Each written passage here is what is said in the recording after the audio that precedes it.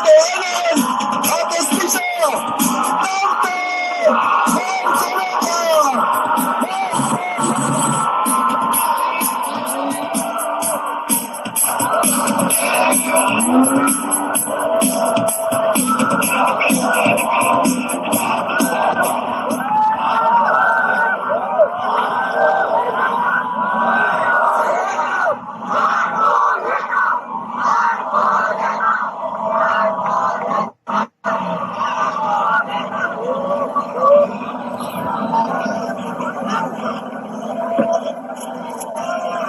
Magandang gabi po sa ating lahat.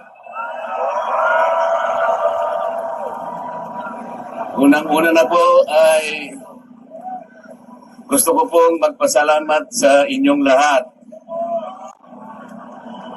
Kahapon pa po ay tinitingnan ko na kayo. Lalong-lalo na po yung nanggaling pa sa malalayong lugar.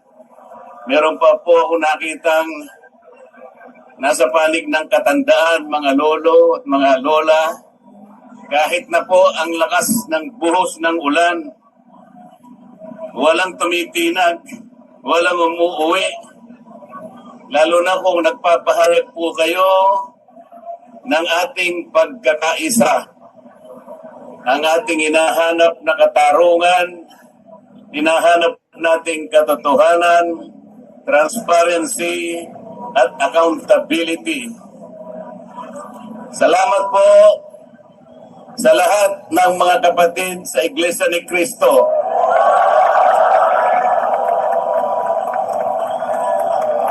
Salamat din po sa mga hindi kapatid ngunit nakikisang-ayon at sumusuporta sa pagkakaisa natin sa gabing ito. Ang iba po ay mga kakilala ko, yung iba po ay hindi ko man kakilala, ngunit nagpahayag po sila ng pagsuporta at pagmamahal sa ating bansa at sa ginagawa natin ngayon. Hindi na nga po sana ako pupunta dito kasi baka akalain po nung iba ako pa po yung nag-i-instigate, hindi po. Ang palagi ko pong ginagawa, kagaya ng palagi kong sinasabi, ay kailangan maipakita natin kung ano ang tunay at tapat na paglilingkod ng isang public servant sa pamahalaan. Gusto ko pong gamitin ang aking sarili na isang mabuting halimbawa kung paano ang isang public official ay tumupad ng kanyang tungkulin dahil sa pinagtiwalaan ng mga tao para sila ay paglingkuran. Hindi ko po alam kung paano ko kayo pasasalamatan sa tuwing nababanggit ang aking pangalan na sinusuportahan po ninyo ang aking ginagawa para sa ating bansa.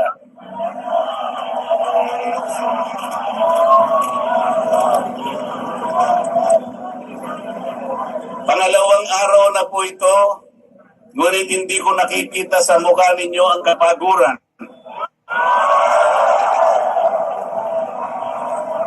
Hindi ko po alam kung paano ako magpapasalamat sa inyo. Kung magagawa ko lang, napunta ko kayong isa-isa para yakapin ko kayo. Gagawin ko po.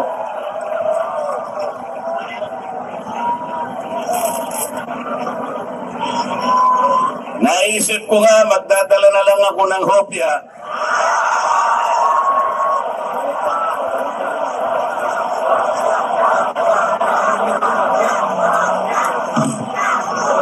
Pero nung makita ko po na napakarami ninyo, kahit 30 pabrika ng hopya, hindi magkakasa sa inyo.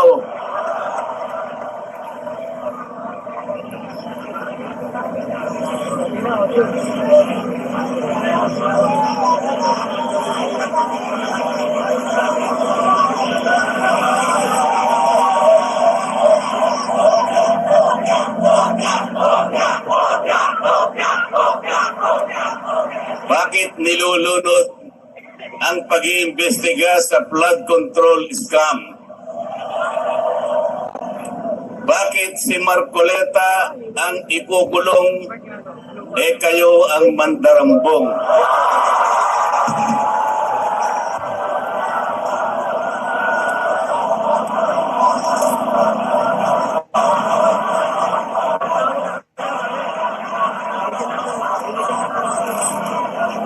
Meron po akong babasahin sa inyo, nyo na po ito, pero kailangan pong alam ko uli sa inyo para maitatak po sa ating puso. Ang babasahin ko po sa inyo ay yung pambungad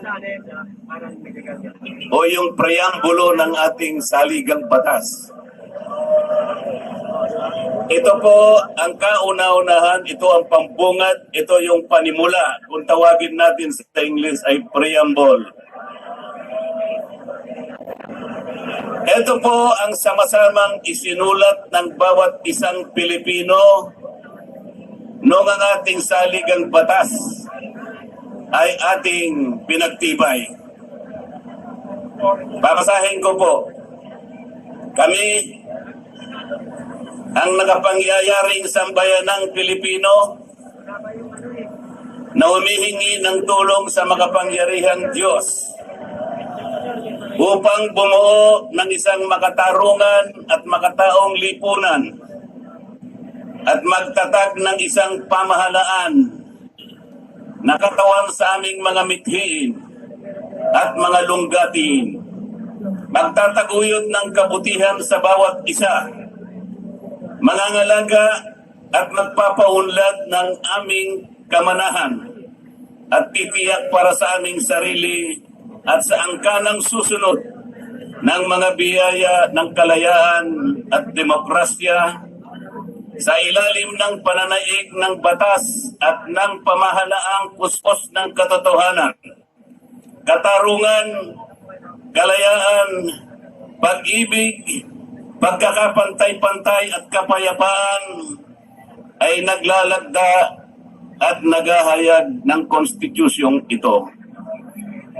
Mga kababayan, ito po ang batayan kung bakit nandito tayo ngayon. Nais nating ipaalala sa pamahalaan ang ating mga layunin, ang ating mga adhikain, ang ating mga pangarap para sa ating sarili at sa susunod na saling lahi, at ang ating pangarap sa ating pinakamamahal na bansa. Ito po ang aking paninindigan at alam ko ito ang ating pinagkaisang paninindigan ngayong gabi.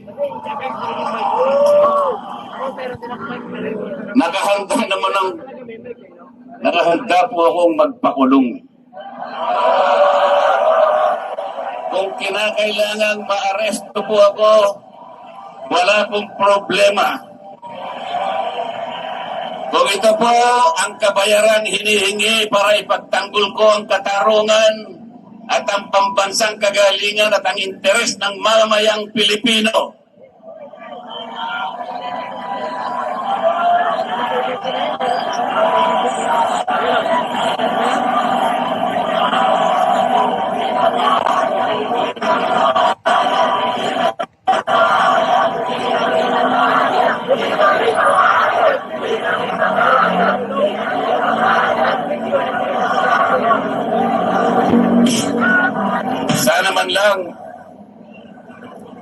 sana man lang may ninakaw ako.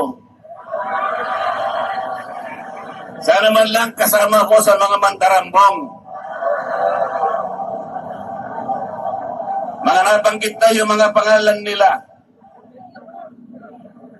Ang isa ay si Martin Romualdez. Ang pinagdalhan ng maletang pera.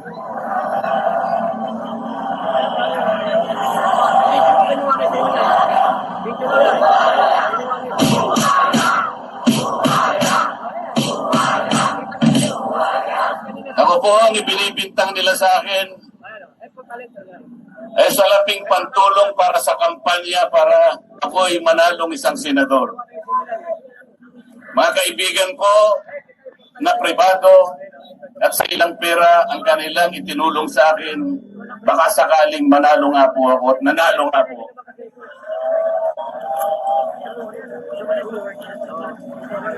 Hindi ko na po ipaliliwanag ang technicality kung paano nila inimbento ang isang gawa-gawang asunto laban sa akin.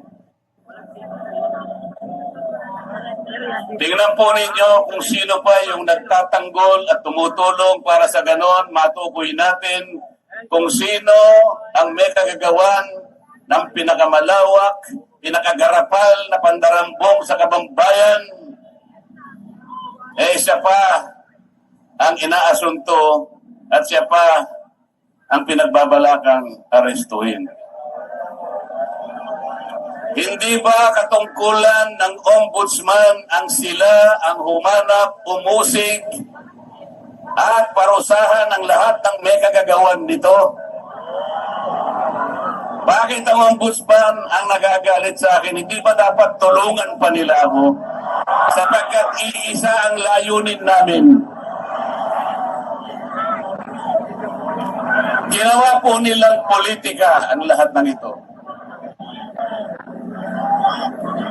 Ang mga asunto po na sinampa laban sa akin ay nagsasaysay ng kwarta. Pero hindi nagbabanggit ng korupsyon. Nagsasaysay ng halaga, ngunit hindi binabanggit ng ill-gotten wealth. Ipinipilit na iugnay ang public office, ngunit walang binabanggit na abuse of public office. Naglulupit ng mga chismis, ngunit walang ebidensya. Naglulupit ng naratibong pampolitika, ngunit walang binabanggit na elemento o sangkap sa mga krimen na kailang gawa-gawa. Yun po ang nakapagbibigay po ng malaking kalapastanganan sa ilalim po ng mga batas na umiiral sa ating bansa. Hindi ba sinabi natin, bawal ang bend the law?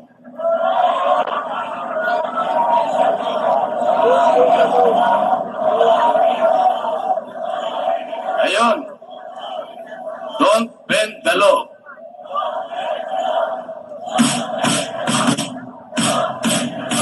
Paano naman kasi, isa naman kasama ko doon sa bulwagan sa Senado, bigla na lang nagsalita. Sometimes you have to bend the law to be able to please the people.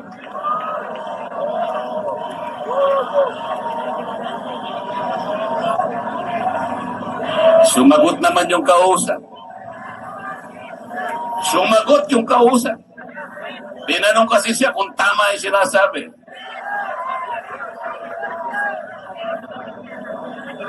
Ang sabi niya, yes sir.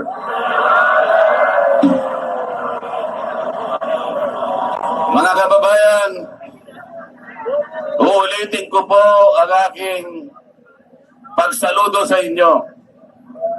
Ang aking paggalang, ang aking pagpapasalamat sa ipinakita ninyong pagsuporta at pagmamahal sa akin at sa mga bagay na ipinaglalaban nating lahat.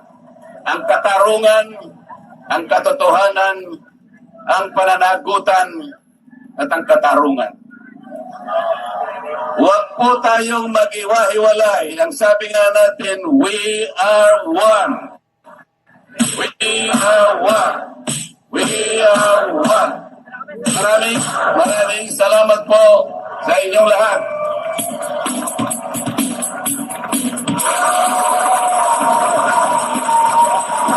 Sampung palakpak para kay Senator Marcoleta. Dagdagan pa natin. because we are